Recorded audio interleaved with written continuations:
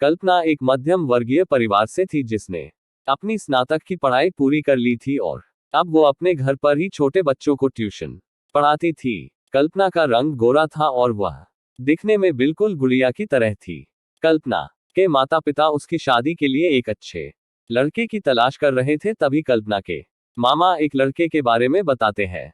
वो कहते हैं कि लड़का का नाम राहुल है, वह किसी कंपनी में मैनेजर के पद पर है और महीने के 70,000 कमाता है। कल्पना के माता पिता ने लड़के की फोटो देखी तो उन्हें लड़का पसंद आ गया।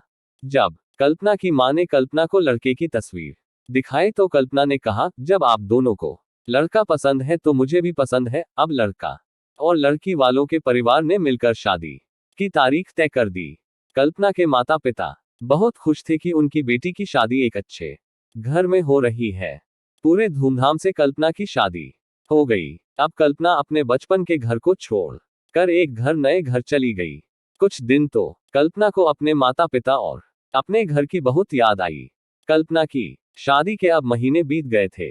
अब उसके पति राहुल पहले जैसा व्यवहार कल्पना के साथ करता था। कल्पना से वो चिड़चिड़ा सा रहता था। राहुल अब न पहले जैसा कल्पना को प्यार करता और न ही उसकी बातों को मानता। कल्पना को समझ नहीं आ रहा था कि वो क्या करे।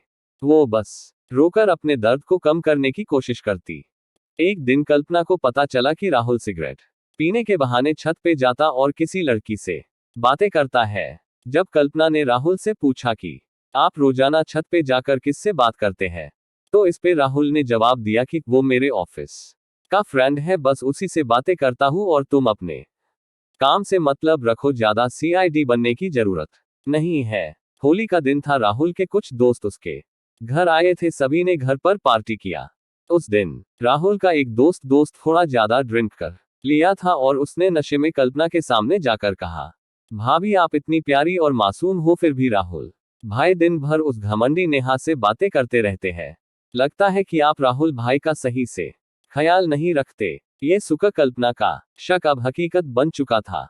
अगली सुबह जब कल्पना ने राहुल से पूछा कि ये नेहा कौन है और क्या लगती है आपकी? राहुल, मैं तुम्हें क्यों बताऊं? कल्पना, मैं बीवी हूं आपकी। राहुल, देखो तुमसे पहले वो मेरे लाइफ में आई। कल्पना, तो फिर मुझसे शादी क्यों किया? राहुल, बस तुम अच्छी लगी इसलिए शादी कर लिया। कल्पना, अब तुम देखना मैं उस कामिनी लड़की को कैसे सबक सिखाता हूँ। नेहा को कब कल्पना ने कामिनी कहा तो राहुल ने गुस्से में कल्पना को बहुत मारा और उसे कमरे में बंद कर दिया। कल्पना के सास को सब पता था, फिर भी वह अपने बेटे के सामने एक शब्द भी नहीं बोलती थी। शाम को जब राहुल आया तब उसने रूम का दरवाजा खोला। उस दिन कल्पना की तबीयत खराब हो गई, फिर भी उसी हालत में उसने खाना बनाया। कल्पना ये सारी बातें अपनी मां को बताना चाहती थी, लेकिन चाहकर भी वह नहीं बता पा रही थी, क्योंकि वह जानती था कि अगर उसके माता पिता को ये सब पता चलेगा तो वह परेशान हो जाएंगे। राहुल अब कल्पना के साथ नौकरानी जैसा व्यवहार करने लगा। छोटी छोटी बातों पे उसे मारता। कल्पना अब धीरे धीरे डिप्रेशन का शिकार होने लगी। उसके दिमाग में गलत गलत ख्याल आने लगे।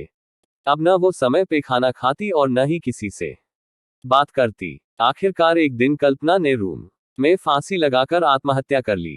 कल्पना ने आत्महत्या का कारण किसी को नहीं बताया, लेकिन उसके सास को बता था कि कल्पना ने आत्महत्या क्यों किया। दूसरी तरह कल्पना के माता पिता का रो रोकर बुरा हाल हो गया। कल्पना की मां ने पुलिस को आत्महत्या कारण उसके ससुराल वालों को बताया।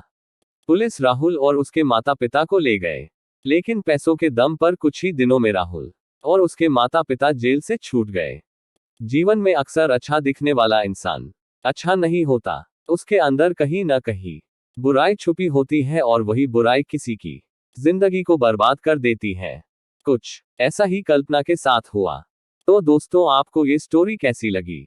आप हमें कमेंट्स के माध्यम से बता सकते हैं। अगर आपको ये दर्द भरी स्टोरी पसंद आई हो तो इसे अपने दोस्तों के साथ भी शेयर करें।